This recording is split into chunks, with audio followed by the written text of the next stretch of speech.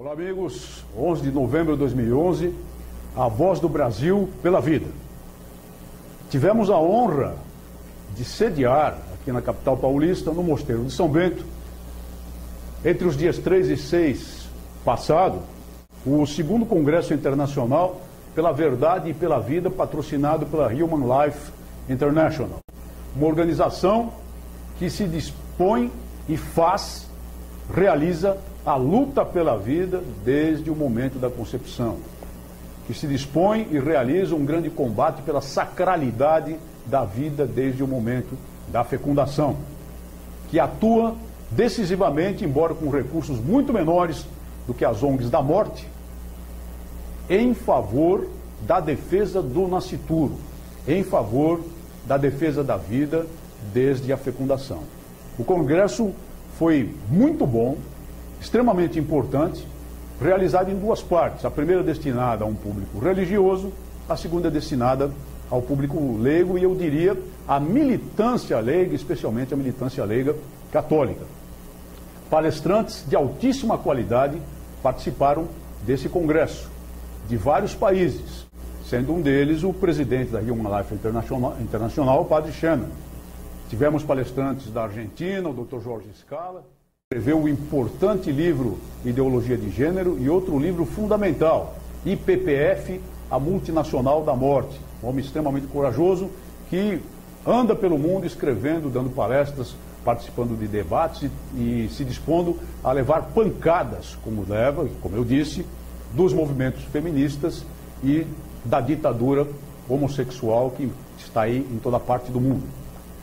Tivemos também palestrantes brasileiros muito importantes, muito corajosos, entre os quais o Padre Lodi, de Goiânia, e o Padre Paulo Ricardo, de Cuiabá. Como importante parte do evento, foi entregue ao Bispo Dom Luiz Bergonzini, de Guarulhos, que teve a coragem de fazer a denúncia dos propósitos abortistas do governo durante a campanha presidencial, o prêmio Cardeal von Galen, pela sua luta, pela sua coragem. O Cardeal von Galen, que dá nome ao prêmio, foi um cardeal que ousou se opor às atrocidades do nazismo em pleno período nazista. E também foram laureados o coordenador do Congresso, o ilustre professor Felipe Neri, que teve um papel extremamente importante na viabilização do evento, e os já mencionados Padre Lodi e Paulo Ricardo, além de outro combativo sacerdote, o Padre Mateus Maria. Todos eles engajados, definitivamente, decisivamente, com todas as suas forças, na luta pela sacralidade da vida desde o momento da fecundação.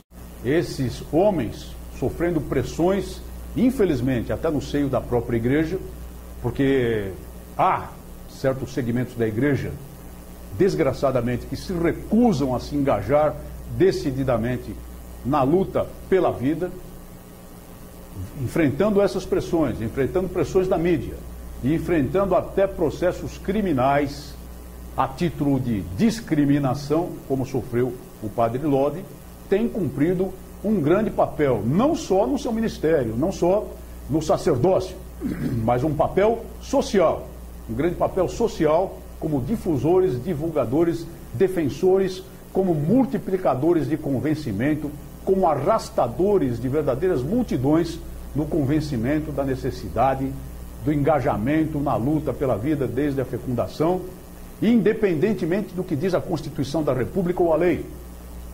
Porque, como sabemos, se nós nos ativermos apenas ao que diz a Constituição e a lei, nós vamos acabar sendo suplantados, esmagados pela militância judicial, pelo ativismo judicial demonstrado na atual composição do Supremo Tribunal Federal.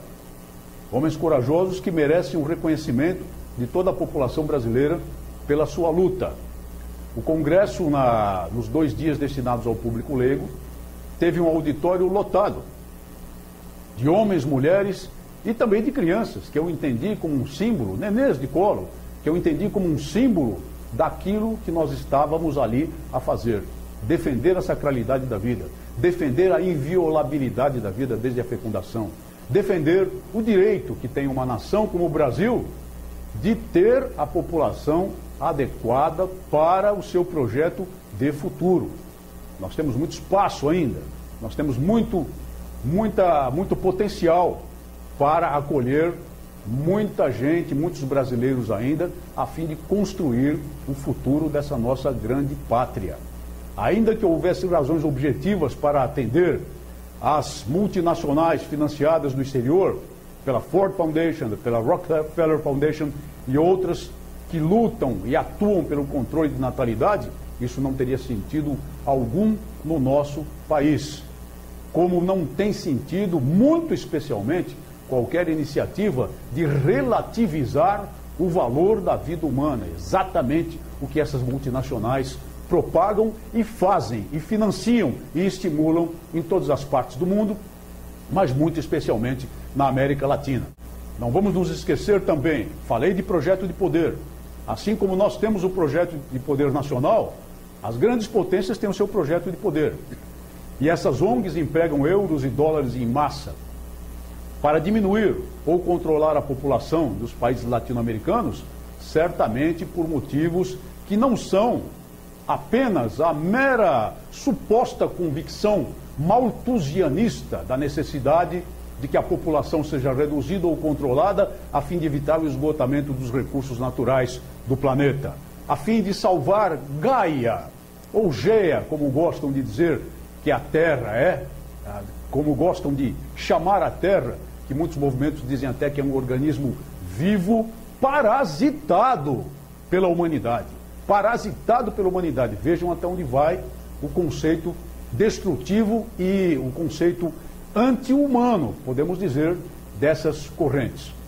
O propósito vai muito além. Garantir as reservas naturais, sim, mas não para essas pessoas que moram, que vivem nos países onde elas estão. Garanti-las para exploração futura, sob certas circunstâncias, de outras potências representadas, na verdade, por trás dos bastidores, por essas ONG. Nós não podemos deixar de examinar esse cenário, não podemos deixar de pensar a ação dessas ONGs com base exatamente em dispositivos de poder e de asseguração de bases territoriais e de recursos naturais para elas, para aqueles que as financiam, e não para os países latino-americanos, principalmente o Brasil, o mais importante deles, que tem de se desenvolver, que precisa crescer e que deve, racionalmente, é claro, racionalmente, utilizar os seus recursos naturais para essa finalidade. Nesse sentido, o segundo Congresso Internacional pela Verdade e pela Vida foi de uma franqueza crua e dura. Muitos palestrantes disseram muito mais do que eu digo aqui, é claro que eu precisaria de muito tempo para ampliar o tema, com todas as letras, todas as palavras, com gráficos, dados científicos e comprovação cabal da atividade dessas organizações multinacionais que pretendem impor a nós o controle de natalidade, que pretendem impor a nós a matança de nenês no ventre materno a título de direitos reprodutivos da mulher, com o propósito sempre de controlar a população e, portanto, manter intactas as reservas naturais para eles e para um futuro que podemos imaginar com certa facilidade. Pessoas corajosas que estiveram conosco e que declararam, pronunciaram essa verdade num evento público. Claro que participavam do evento essencialmente os pró-vidas, essencialmente as pessoas que lutam pela defesa da vida. Mas havia os infiltrados, e nós sabíamos disso. E é parte do procedimento democrático permitir a presença dos infiltrados. Os que estavam lá para denegrir, os que estavam lá para detratar, os que estavam lá para coletar dados e depois utilizá-los nas suas redes de relacionamento, nos seus sites poderosos financiados por direito do exterior, exatamente para promover calúnias, maledicências em relação às corajosas pessoas que fizeram parte desse congresso, muito especialmente os palestrantes. Foi um grande exemplo de mobilização, o segundo Congresso Internacional pela Verdade e pela Vida. E nós esperamos que todos os 350 aproximadamente que lá estiveram assistindo sejam multiplicadores dessa posição pela vida, dessa posição inarredável pela sacralidade e pela inviolabilidade da vida humana, nos termos da Constituição da República, nos termos do Tratado de São José da Costa Rica e de todas as leis internacionais, desde o momento da fecundação, valendo isso até para os casos de embriões preservados in vitro, que são também sagrados e são seres humanos que não podem ser destruídos e não podem ser utilizados para qualquer espécie de experiência genética.